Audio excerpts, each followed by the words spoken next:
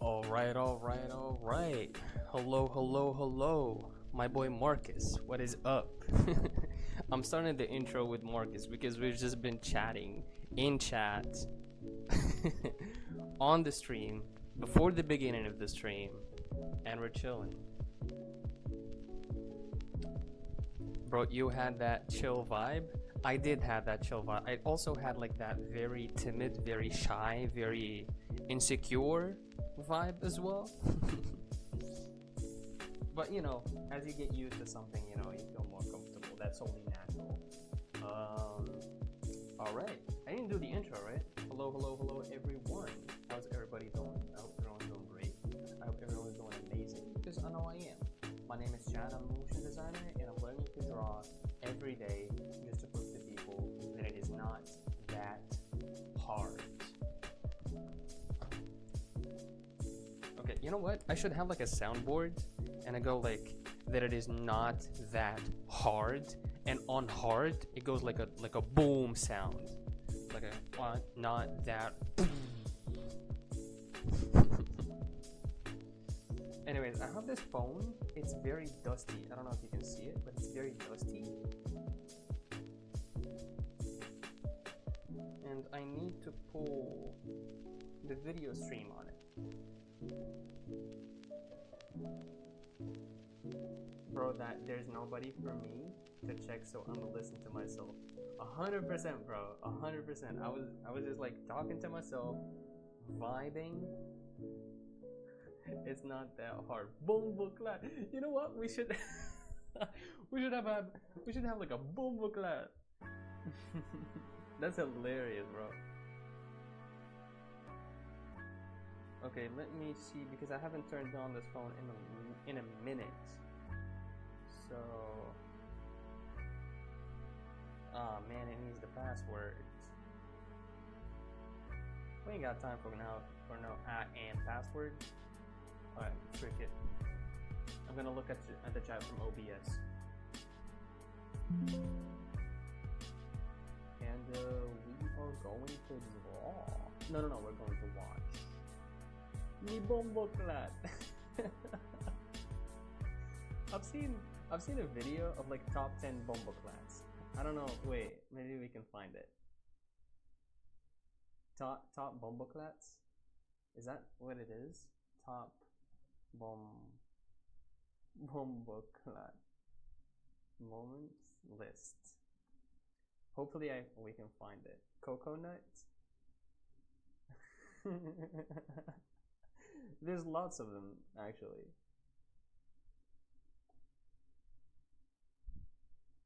Not that hard.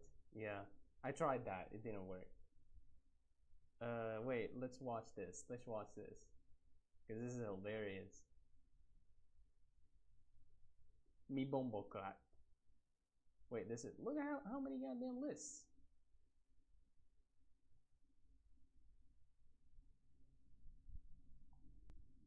Come on. Come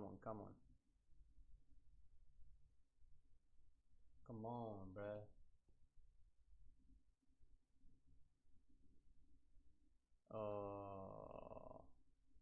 Bro, what the hell had the internet going on? Goofy ass video.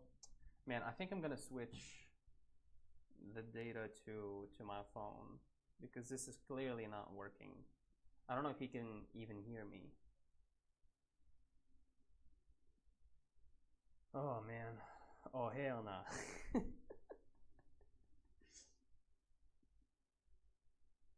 Wait, let's go. 3. Not on, bro. The Wi-Fi. We're back. Yo, Marcus, my boy, are you here? If you can hear me, type 1 in the chat right now. I can hear you.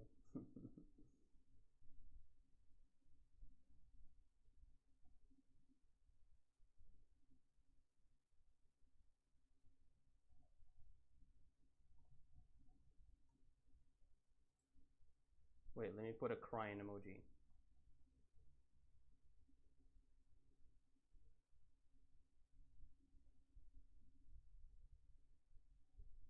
All right, we'll start playing this when Marcus comes back. All right, we are going to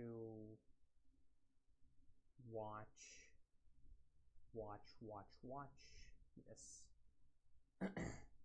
drawing faces from different angles. Okay, this is a 10 minutes video. It's not that long. Okay, and we already wasted 10 more minutes. It's not wasted.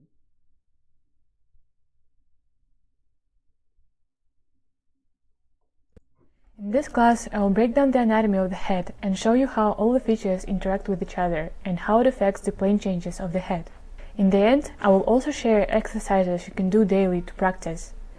This class will be partly demonstrational, but it's probably the most valuable one of the whole series, so you can always come back here and share your sketches to keep track of your progress. Now that we're familiar with the Loomis method and the face features, we can get more specific with the planes of the head. The most common mistake beginners make is drawing every single beautiful detail the face has without knowing the underlying structure. Of course, we can still draw aesthetically pleasing images even without anatomy, but a lot of the time the portrait would end up looking flat. Or all the portraits would look the same as a result.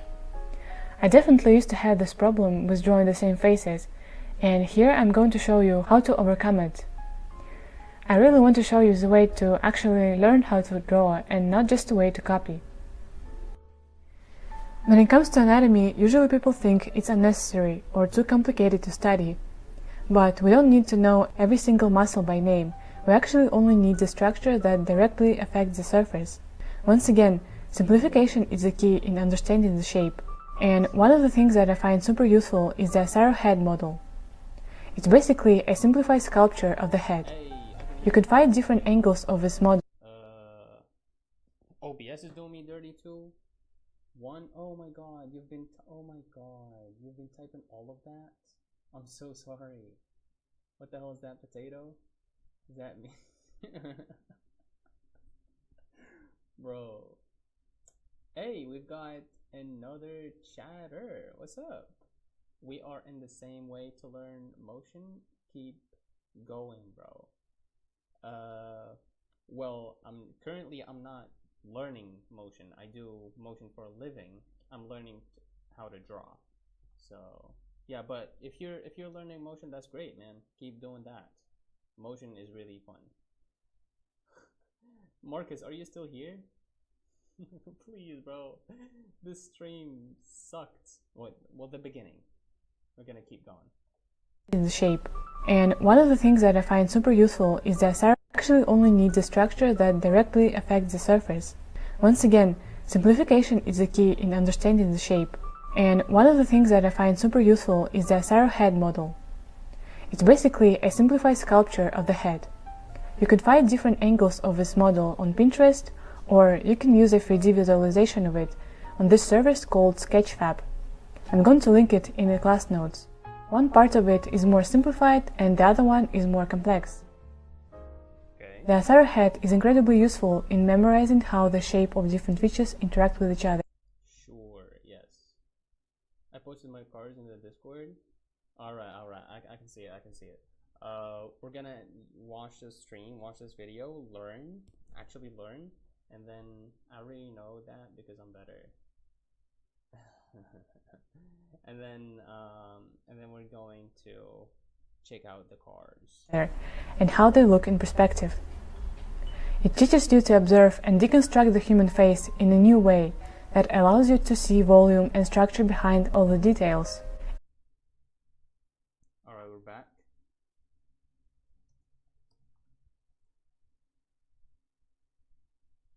I think we're back. Let's see. Yes, we are. Even though this is bad now, it's gonna be good memories in the future. Yes, I know. Wait, hold on. Where's my face? Dude, on God, bro. The computer just doesn't want me to stream today. Gosh. but I'm not gonna listen to it. And we're gonna stream, and we're gonna watch the video, and we're gonna have fun. And this is like you said, this is gonna be good memories, good fun memories.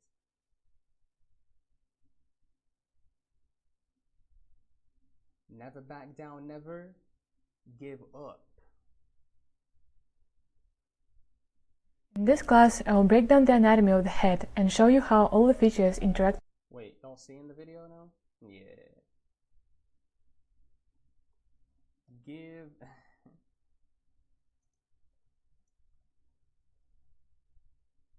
Is the age matter when you learn motion at 27, you mean? And how is the best way to learn it in 2025? I'm gonna keep you on the stream just a second where I need to finish watching this video. I'm sorry, I'm not gonna answer you now. Let me finish watching this video and I'm gonna come back to your question. Yeah. With each other and how it affects the plane change. I'm going to link it when it comes to shading and painting as well. This is something I personally use when I need to draw a complex angle. I would simply make a screenshot of the angle I need and draw a character relying on the arrowhead. For this demonstration, I'm going to use this skull drawing and draw on top of it, as most of the head that we see is dictated by form of a skull. There will be a few muscles of the face that I will showcase along the way. I'll also use— Damn, now that is a Chad. What the hell is going on with that jaw? That's crazy. That's like drawn with a ruler. Use an arrowhead reference on the side to help me out. Bro is locked in the grind. I do some animation too. The thing I could say is take your time. That's good advice. That's good advice. And a photo with a similar angle. I keep doing this. I don't get it. Good lord, bruh. This stream is officially the worst. Like, out of, like, every stream, bro. If you draw a line I'm not even mad if, like, people start leaving. From the brow to the jaw, you'll be able to around the eyeballs. We're back. We are back, but, bro, at what cost? We just, like, keep coming in and out. Now, moving to the side plane portion of the face, an important thing that you have to be aware of is the cheekbone plane. If you draw a line from the brow to the jaw, you'll be able to find it here. Here it is on the arrowhead and on the reference. Okay. Right. Let's take a look at the muscle image. Here we can see Phoenix, what's up, man? Did you pay your internet? Bro, I've got data on my phone right now, but it keeps coming in and out. Alright, I've got look, you know what's crazy? Is I think I'm getting like all these like chatters and at the worst stream. I would be drawing like the best drawing ever and I'd have like no viewers, and then I have like the worst day, the computer doesn't want to run, Photoshop doesn't want to run, freaking the internet is messing with me, and yeah. I have like every person on earth is watching me. the cheekbone that sticks out among the muscles. If you draw a line from the brow to the jaw, you'll be able to find it here. Here it is on the arrowhead and we'll always have each other, brother. That's what's up. It kind of sucks, but it's okay though. It's all fun. I'm not mad. On the reference.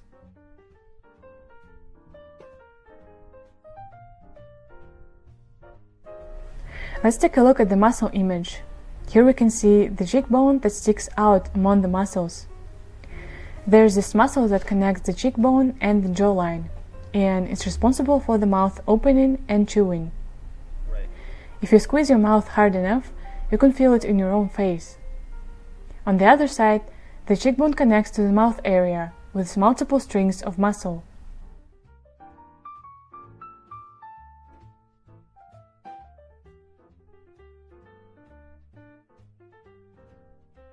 So, to simplify, there would be one triangular shape here and a bigger triangle up here. Here's an example of a more prominent jaw muscle. A lot of the time here, and a bigger triangle up here. Yes. Okay. Here's an example of a more prominent jaw muscle. Sure. So,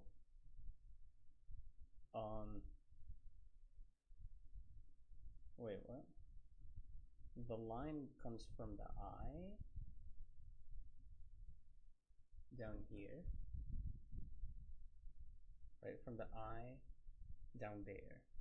So it should be more like this, but on his face. Okay, so two triangles. To simplify, there would be one triangular shape here and a bigger triangle up here. Here's an example of a more prominent jaw muscle.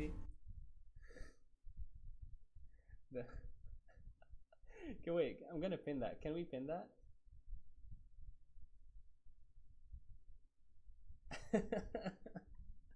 That's hilarious. A lot of the times when you see a very chiseled type of cheekbone, that is because there is a hollow space between the cheekbone and the jawline. Right. I usually accentuate that with the harder edge and highlight in my work, just to make the cheekbones really defined. Okay. Another thing is the round shape that represents the tooth cylinder. It's important to remember that the mouth sits on top of the round shape.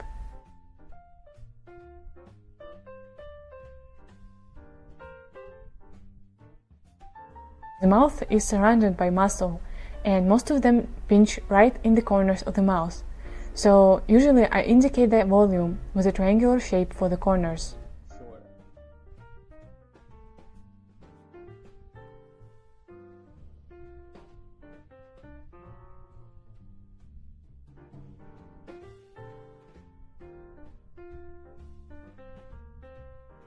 That's a beautiful lip. Come on now, that's a beautiful lip.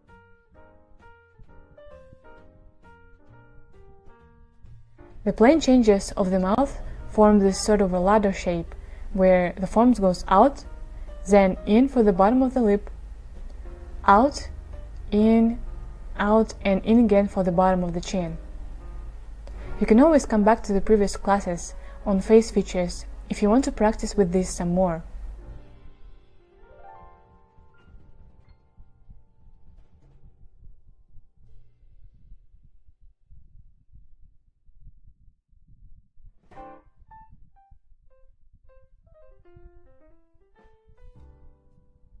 The last thing that usually gets overlooked is the forehead. I think what we're gonna do now is to grab an Asaro head and then grab a face and just like try to draw the sides and try to see like what sides and how they correspond to the Asaro head. The forehead is not just one straight line. There would be another plane that represents the top of the brow ridge. So I would separate it as well. Oh, interesting. Okay. The forehead in turn has one plane in the middle and two of the side planes that turn down to the temples. Right.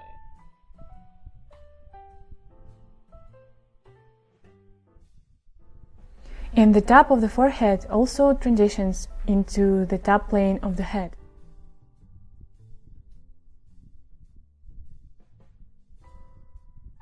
And lastly, when it comes to the neck, the easiest way is to simplify it into the cylinder.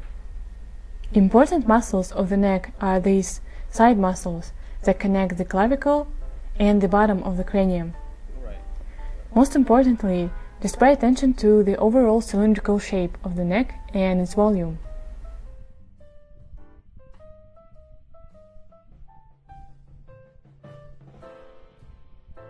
Beautiful.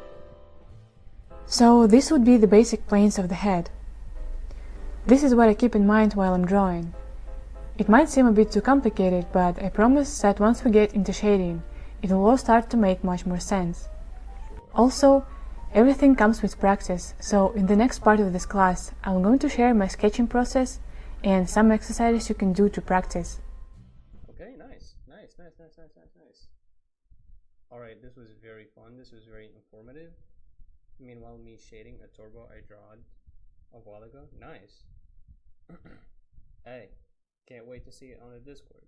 Okay, let me pull this up again. Alright, I think I've got a question about motion design. I don't know if you're still here.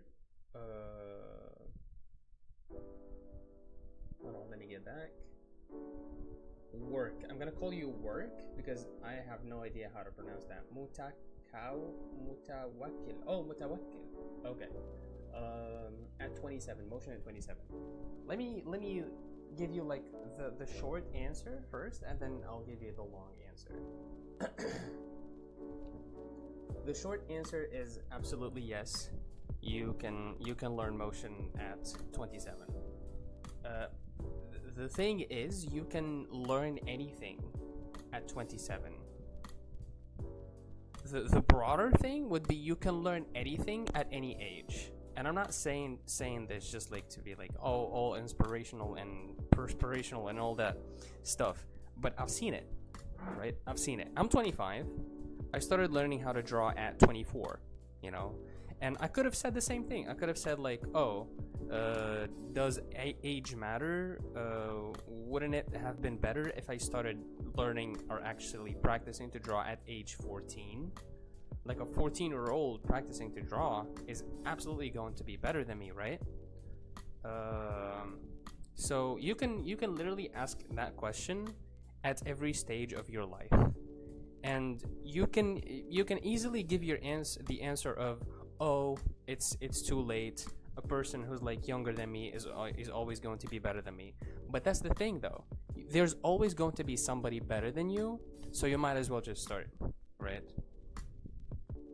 It's like this thing about like I'm this year old, is it too late for me, whatever? No, bro, start doing it, okay? It is never too late. Okay, now specifically to motion design. Now if you really still feel like you wanna progress, get more progress in little time, I can give you a sort of a tip or two. Now, if you're doing motion design, you're probably most likely going to be using After Effects. It's an industry standards. Wait, let me bring Photoshop in here so it's not just a black screen. It's an industry standard. It's a great tool. It's got a lot of plugins. The community is amazing. Unfortunately, it's an Adobe product, but it is what it is. So yeah, you're going to be using After Effects and some Premiere Pro, obviously, for editing. After Effects as software in and of itself is complicated. It's got a lot of windows, a lot of parameters, a lot of stuff it does a lot. After Effects does a lot of things. Not only does it do a lot of things, but it can do one thing in a lot of different ways. So the very first thing that I would tell you is to be very patient with it, because the learning curve of After Effects is like as follows. Let me try to draw it. Let's see here. There we go.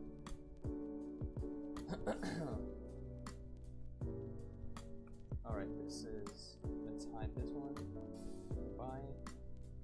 Okay, sure, we can keep that. Okay, the learning curve is like this, right? So this is time. And this is skill. Is that right? Right, this is time and this is skill. Right? Or this is skill. Is this skill?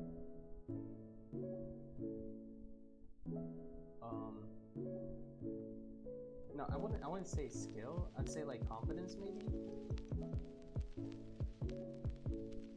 Confidence, yeah. Confidence in you using or being comfortable with After Effects. It starts high. It honestly does start high. You know, you start to learn how to move shapes, how to use the scale and the rotation and the what's the other, the position parameters. You start messing around with the curves. You start messing around with some effects and that are pretty cool, and you go like, yeah, I know what I'm doing. So you almost like start immediately from here, and then it starts going down because things get really complicated, and now you have like a lot of parameters that you have to move. You have ease-ins and ease-outs, and you have to perfect this and perfect that. Some plugins are really difficult to use, and they're like, some plugins are like a whole software in and of themselves, and so it feels like you're learning another program at all, right? So it's you start feeling like, oh, this is getting overwhelming. But this is where most people just like give up, I feel like, or they stop here, knowing that learning almost like this, right? I'm not, I learned some stuff. I can move things around in After Effects, but my animations are not that great. But then when you stay consistent, and then the slope goes up again, and you start like actually seeing some improvements, or adapting, or almost like a style of your own in your animations. And then this is, as time goes by and as you practice more and more, After Effects will get easier and easier. You'll learn more things about it. There will definitely be some things that you still wouldn't learn, and that's completely fine. Like motion tracking, I still don't know about motion tracking. I know a whole lot about animation, about 2D animation, but motion tracking, I didn't go into it yet, and that's completely fine. You don't have to learn everything, just learn what you're sort of like when you need After Effects for, okay? And then you'll get better at it, and then you probably get to a plateau, and then this is sort of like where you start exploring other software. That's like the first advice I would say. Just like be patient with it. The learning curve is very tough for After Effects. The second thing I would recommend is when you're learning, try to, honestly, YouTube is great. I learned most of my stuff from YouTube, but pick a lesson or two, or like pick a course or two. The two most definitely courses I would recommend are any course, well, not any, yeah, I would say so, any course relating to After Effects from School of Motion. These people are just like professionals. They know what the hell they're doing. If you take an After Effects course from School of Motion, you're probably gonna get your money's worth, okay? They're a bit pricey, okay? But they're definitely worth it. There's the School of Motion. There's the other one. It's got like almost like the same name. School of Motion. What's the other one called? I forgot. Yeah, it's called Motion Design School. Motion Design School. This almost feels to me like a scuffed version of School of Motion. However, they got some really good courses there. Namely, there's a course by Ben Marriott on there that's really cool. It's about 2D animation mostly, but it's a great course nonetheless. And that takes me to my next point, is if you're gonna watch YouTubers, definitely watch Ben Marriott. Ben Marriott, amazing guy, amazing style, amazing learning style. He's got courses of his own. He's got, I think, 3 courses, or maybe 2, I'm not sure, right? So there's Ben Marriott, and then there's Jake. He's called Jake Bartlett. These are like pretty well-known names in the industry already, so if you don't already know them, then you're missing out. Jake Bartlett has a whole series. It's called After Effects or something like this. He basically explains every effect in After Effects. it's funny, I had like his whole playlist. He's got it in like all the effects in a playlist, and I downloaded all the videos from the playlist. It's almost like 100 videos, and I used to watch them in commute just to learn about the effects. And it's great, it's amazing. Yeah, so definitely this whole thing, if you learn something from each of the sources that I gave you, you're 100% going to have crazy animations. I know it. For me, watch a lot of animations and try to see the real motion that is happening on the video, and if you want to animate, take references. That I would take that advice when a person notices how things move. Meaning, if you want to make good animation, try to simulate real life or try to simulate nature. Most of bad animations, or the people who don't really know the software or who don't know motion at all or animation, they would make animations that feel robotic, that feel very linear, that feel like the software has more control over the animation than them. Which is not what you want to do. You want to have total control of your animation. You want to be responsible for every frame of your animation, right? However, like mimicking nature is very amazing because it makes your animations more approachable. And there's I don't know, I think I've talked about it before, Marcus. It's called the wave principle. And the wave principle is basically the application of waves on objects, for example, on a tail or on hair, and it gives that the object that you're moving that believability. Also, look this up. Look the 12 principles. I'm not gonna be able to write the whole thing of animations. Okay. These 12 principles basically make up what a good animation looks like. All right, and there's a whole book about it. It's by the creator of, I think it's not by Walt Disney, but it's by like one of the very old OG creators of Disney and stuff like that. So the 12 principles of animation, they would explain it perfectly, how to get a really good animation. But yeah, no, you didn't. At least I can't remember. Oh, that one vid from Ellen Becker, right? I think so. I'm not sure. But yeah, hopefully you're still watching. Whoever asked the question. Hopefully I'm not wasting my time just explaining this nerdy stuff. But yeah, I'm gonna grab an Asaro head. Fab Sketch, is it? That's Sketch.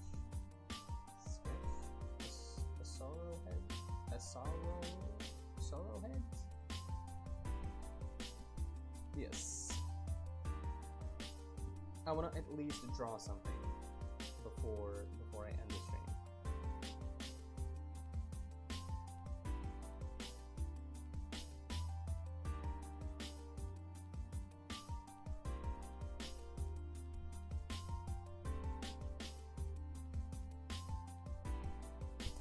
Was that you who asked the question, Phoenix? I don't think it was you, but you probably needed that answer as well. So I'm happy. Like you got something out of it. And anytime, like, bro, ask me anytime. I will gladly give the information that I have. For whatever I can help you with, I'll definitely will. If I can't help you, I'll just I don't know. Even though I don't see him, I needed that.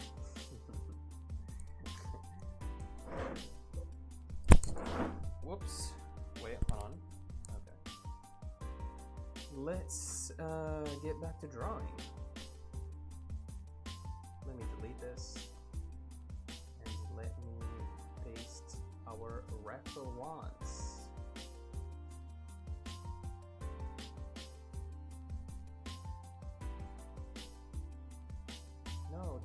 What are you doing? Stop.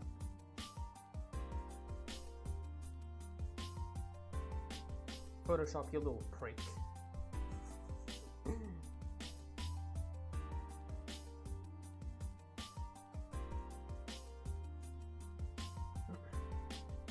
Hey, make sure you subscribe though. At least like show love by subscribing. I'd really appreciate it.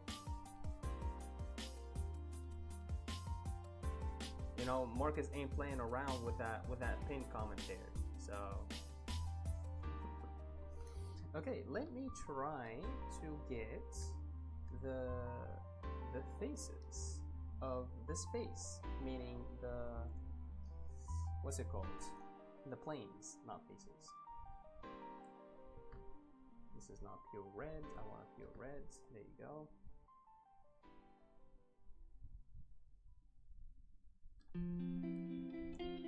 Okay, so let's see here. We've got a whole circle, and this is not like a what?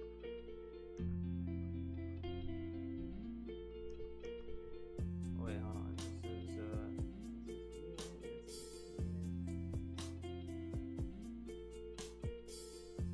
what's wrong with this? No, we need a pencil.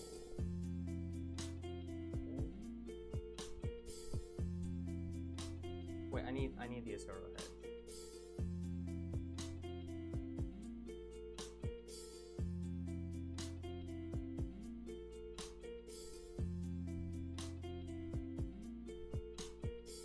You streamed for one and a half freaking year. What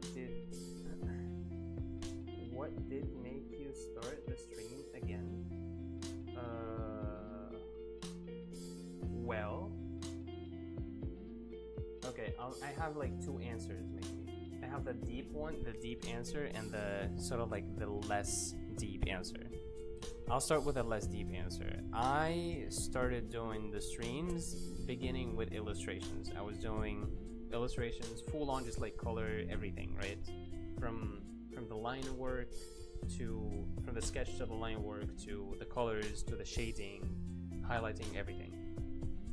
And then I was like, okay, I can turn these illustrations into animations since I know how to animate. And I was like, okay, we can do that. It's all fun and games. Up until I made an illustration of a hand. Okay, I made a hand. It was like doing this like thumbs up, and it was like flicking a ball. It's a simple illustration. It was like not a realistic hand. It's a very stylized one. It's got basically sausage fingers. That's what I call them, sausage fingers. And I was like, okay, I'm gonna use that as a frame for the animation that I'm gonna make. And obviously I can go about it two ways. I can animate it using After Effects by rigging. Rigging is the process of just like making using a sort of like a plugin to move a body part or a whole body in the way that it would move in real life. And that takes obviously what do you call it? It's a whole process. Rigging is a whole process. Or you can animate it frame by frame, traditional, right? And I was like, I'm not gonna try to rig it because rigging almost always feels not real. It's not appealing to me, at least. Rigging is not that great. Obviously, there are some artists who do rigging very well and who make it very seamless, but to me, at least, the roughness of like 2D animation is always better. So I was like, okay, I need to animate a hand. And that's where I was like stuck, because I didn't know how a hand works. I was stuck. I couldn't draw any other frame basically because I didn't know how to draw a hand. I drew it, I barely drew it, like that one frame, and that was it. And then I found myself needing to draw 2 seconds of a hand, which is basically 24 frames a second. So that's like 48 frames of a hand. And doing like this movement, right? So I was like, okay, I guess I'm going to learn how to draw a hand now. And so I start learning how to draw hands. I spend an immense time on just hands. I spent months, okay, and I still suck at drawing hands up until this day. But then from hands, I was like, okay, maybe we can move on to drawing the body, like a whole arm basically, or maybe let's see how I draw the body, and now let's see how I draw the head, and now let's see how to, and that sort of like made me explore all the other things that I can draw, that I can basically draw. And I was like, okay, we're gonna change the goal from like doing full-on illustrations, because obviously there's a lot of other stuff that I still don't know. So let me start from the basics, right? And I would thought, like, for some reason I thought drawing a hand was going to be the basic thing. It turns out, no. If you're ever going to start drawing, don't start with hands. That's a really bad move. So yeah, and then from there, this is where we are basically. I'm drawing heads, I'm drawing faces, I'm drawing portraits, and yeah, that's basically it. Okay, that's like the less deep one. The deep answer, I would be honest, it's throughout my life I never really picked something and stuck to it. I would almost always like pick something, learn it, but then I wouldn't go really deep into it. I would learn almost like maybe the basics, and then if it gets a little too hard on me, or if it gets if I get bored, I would just like let go of it and move on to the next thing, which is a very bad move. And it's not, if you keep doing that, you're never going to learn anything really. You're never going to be an expert at anything. And I was kind of like, at that moment in my life, I was like fed up with how I was acting. And to be fair, I didn't really like what I was doing that much anyways at that time. So I was like, at least I'm gonna pick something, I'm gonna stick to it, and it's going to be something that I absolutely love, which is art, which is drawing. So yeah, that's sort of like the the more deep answer, I guess. Yeah.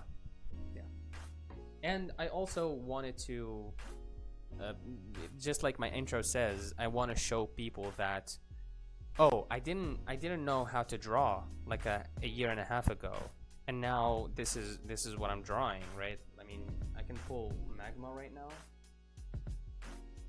and this is what I drew yesterday. Hold on, Magma, I don't want to hear it right now. This is what I drew yesterday.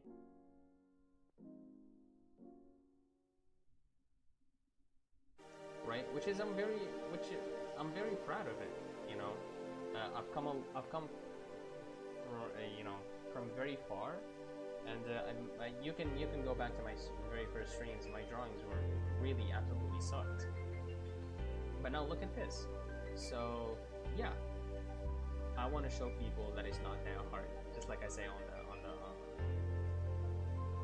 on the intro. Okay, good to know how you've come until here. Yeah. All right, let me trace this head so we can end the stream. Oh, I said I needed the Osoro head. So this is...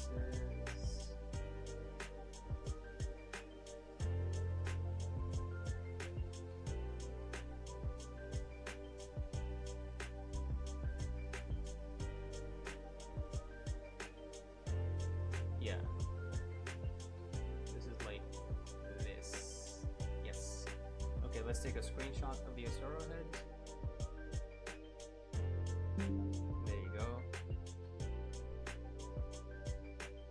1 hour already? Bro, we spent half of that hour just like messing around and just like the internet just like messing with us. Okay.